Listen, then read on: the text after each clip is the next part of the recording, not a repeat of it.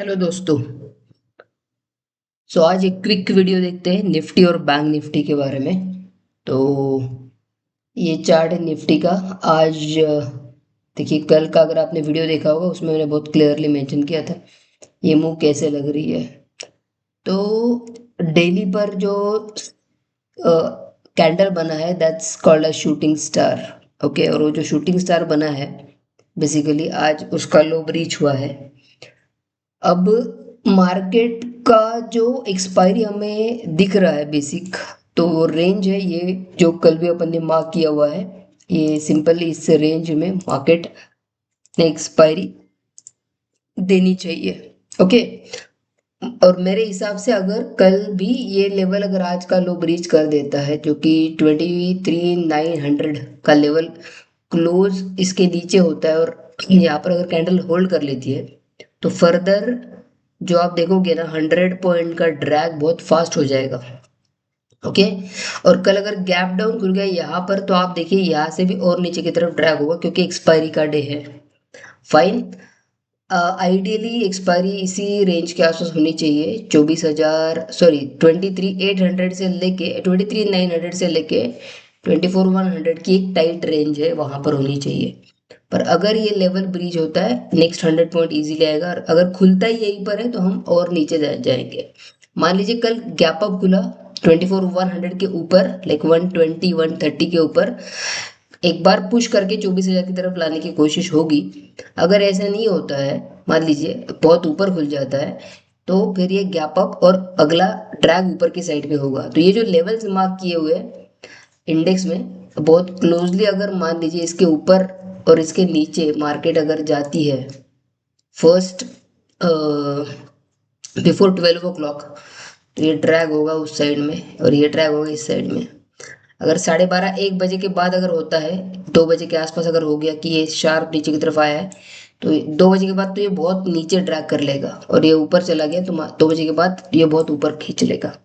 अब ये 2 बजे का क्या लॉजिक है, क्योंकि उस टाइम पर होता है कि एक्सपायरी में टाइम डिके ऑलमोस्ट जीरो हो जाता है। उस टाइम पर ऑलमोस्ट चलती है, सिर्फ चीज चलती है directional, that is a delta चलता रहता है, और वो आपको दिखेगा यहाँ पर। अब ये होता है ऑप्शंस के अंदर।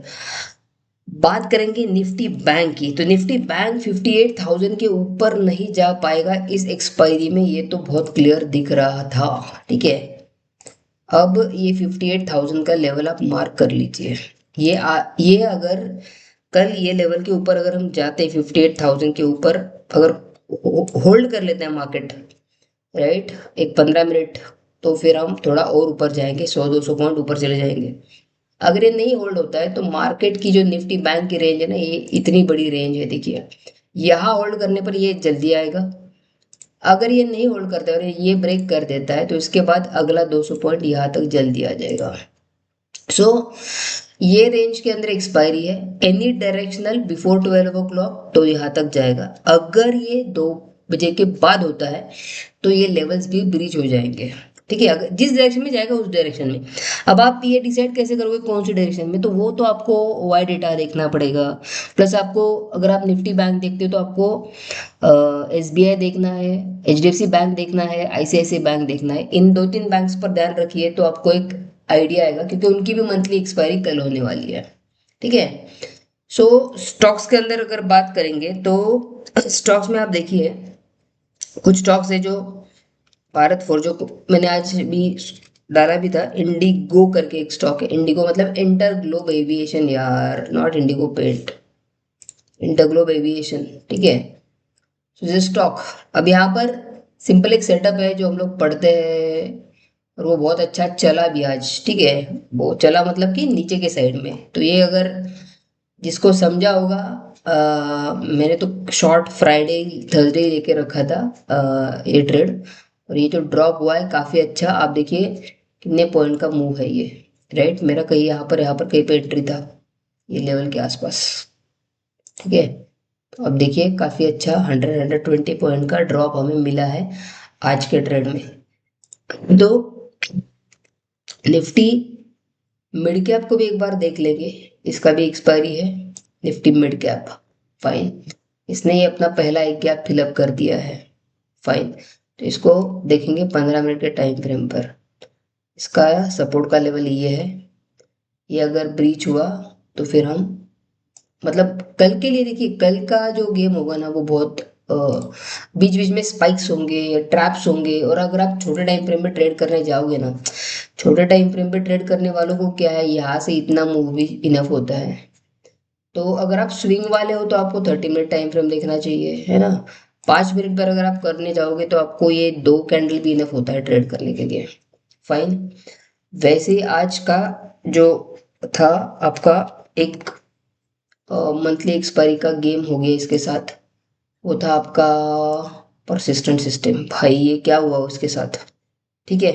तो इसमें कोई एक्विजिशन इन्होंने किया है, साइज वाइज कंपनी बड़ी हो जाएगी, पर जबकि आईटी में खराब चल रहा है उसके साथ उन्होंने अगर लोन लेके अगर कुछ एक्वायर किया है तो मार्केट को अच्छा नहीं लगा ये सब चीज़। तो एक्सपायरी के एक दिन पहले गैप डाउन अगर हो जाए ना, या एक्सपायरी के वीक में अगर ऐसा कुछ होता है, तो वो जल्दी बाउंस करके ऊपर नहीं आता है। उसको एक्सपायरी खत्म हो जाने दो, फिर शायद ही आपको ऊपर की तरफ दिखेगा, ठीक है। तो आज इसमें लोअर सर्किट लगा था परसिस्टेंट सिस्टम के अंदर, और दूसरा था एस्ट्रल के अंदर। एस्ट्रल का आई थिंक कुछ मैनेजमेंट मीटिंग का कुछ था, मैंने न्यूज़ नहीं देखा because I don't trade news base basically. तो न्यूज़ बेस्ड ट्रेडिंग मेरी बहुत रेयरली होती, पर हाँ मेरा ध्यान होता है क्या चल रहा है। यहाँ पर भी सडन गैप डाउन हुआ, तो ये जो हम सोचते हैं गैप डाउन के बाद एक बाउंस होगा, तो ये नहीं हुआ। क्यों नहीं हुआ उसके पीछे सिंपल है, मंथली एक्सपायरी है, ऑप्शन में पुट राइटर्स ट्रैप है। इसकी वजह से पुट राइटर ट्रैप मतलब कि और ज़्यादा पुट में जिन्होंने सेल कर रखा है वो बाय करेंगे, और मतलब और शॉर्ट्स स्क्वीज हो गए, शॉर्ट स्क्वीज, और मार्केट नीचे की तरफ। तो अगर आप ये सीखना चाहते हो तो ज्वाइन करिए मेरी अगली बैच जुलाई में या फिर अगस्त में, जब भी आपको कन्वीनियंट हो। पर आप सीरियस होने चाहिए, और आपका सीरियस इंटरेस्ट होना चाहिए प्रैक्टिस करने के लिए, क्योंकि 100 चार्ट्स जब आप देखते हो तो आप थोड़ा सीखते हो, 1000 देखते हो तो थोड़ा बेटर लेवल पे जाते हो, और अगर आप 10,000 चार्ट्स देखते हो हफ्ते में तो फिर आपका लेवल अलग हो जाता है, क्योंकि आपको फिर प्राइस एक्शन आंखों से समझ में आना चालू होता है। एग्जीक्यूशन पार्ट अलग है, पहला समझना बहुत जरूरी है, एग्जीक्यूशन है सेकंड पार्ट में आएगा, ठीक है। Thank you so much for watching my video. Like share and subscribe करना मत भूलिए। अगर आपको ये वीडियो अच्छा लगता है और आपको कुछ नॉलेज मिलता है तो कमेंट भी ज़रूर करिएगा। Thank you.